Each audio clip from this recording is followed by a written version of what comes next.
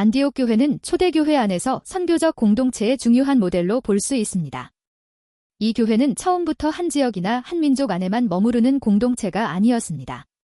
스데반의 순교 이후 흩어진 성도들이 안디옥까지 이르렀고 그곳에서 복음은 유대인뿐 아니라 헬라인들에게도 전해졌습니다.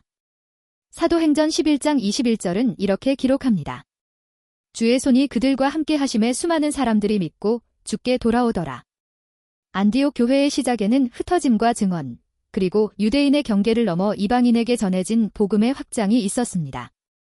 안디옥 교회는 먼저 교회가 세워진 뒤 선교를 선택한 공동체라기보다 복음이 경계를 넘어 전해지는 과정 속에서 형성된 공동체였습니다. 이 점에서 안디옥 교회는 존재 자체가 선교와 깊이 연결되어 있음을 보여줍니다.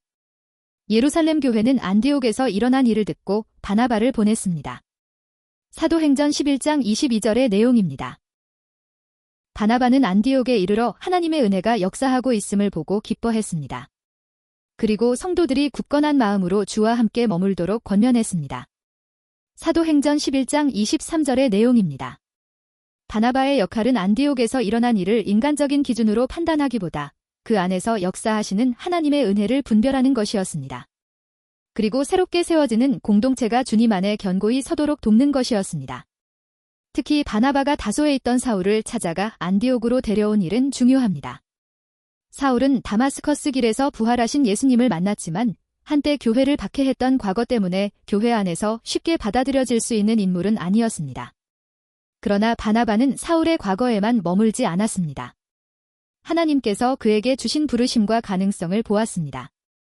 사울을 안디옥 사역의 자리로 데려온 이 선택은 훗날 바울이 이방인을 향한 복음의 사도로 세워지는 과정과도 연결됩니다. 바나바와 사울은 약 1년 동안 안디옥 교회에 함께 머물며 많은 사람들을 가르쳤습니다. 사도행전 11장 25절에서 26절의 내용입니다.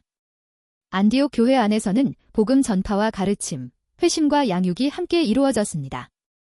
그 결과 제자들은 안디옥에서 처음으로 그리스도인이라 불리게 됩니다. 이 표현은 안디옥 교회의 정체성을 보여주는 중요한 이름입니다.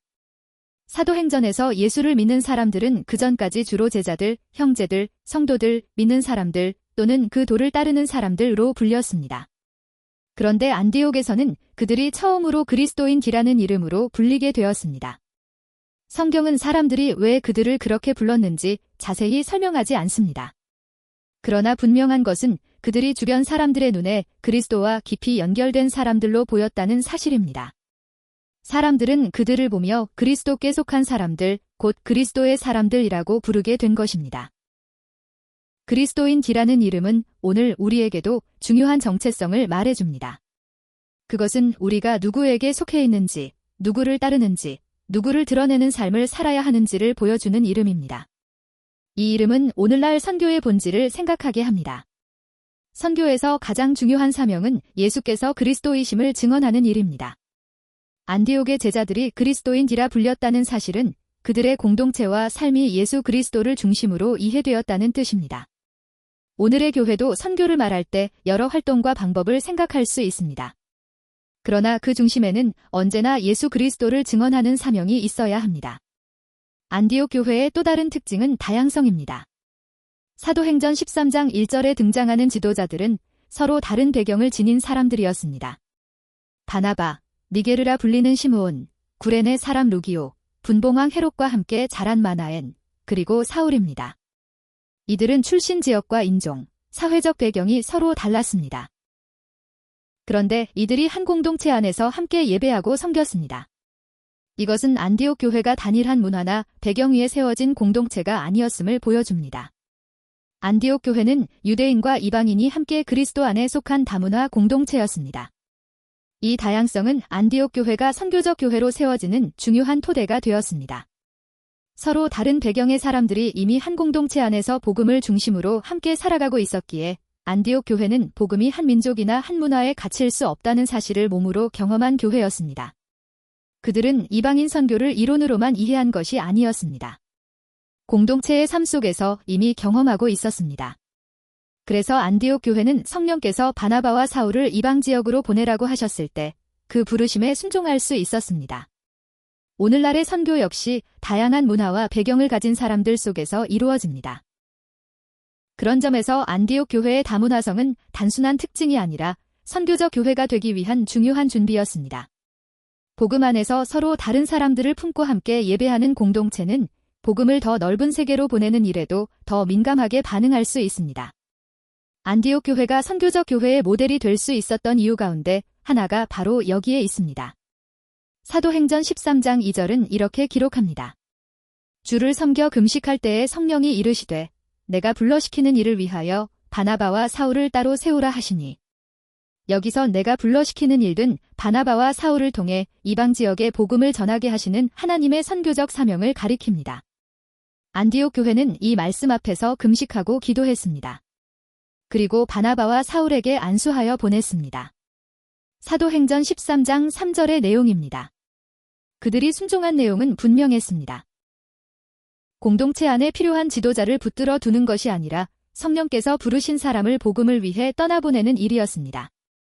이 파송을 통해 바나바와 사울은 구브로와 비시디아 안디옥, 이고니온, 루스드라, 더베 등지로 이어지는 선교 여행을 감당하게 됩니다. 사도행전 13장에서 14장의 내용입니다.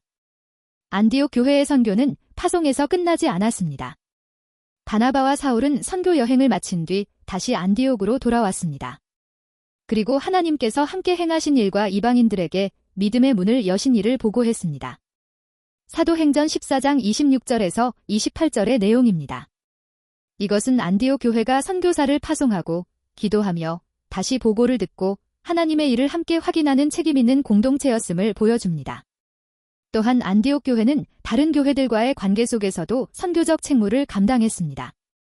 이방인 신자들과 율법의 문제를 둘러싼 논쟁이 일어났을 때 안디옥 교회는 바울과 바나바를 예루살렘으로 보냈습니다. 그들은 예루살렘 교회와 함께 공동체적 분별에 참여했습니다. 사도행전 15장의 내용입니다. 그리고 예루살렘 회의의 결정은 다시 안디옥 교회에 전달되어 공동체를 든든하게 세웠습니다.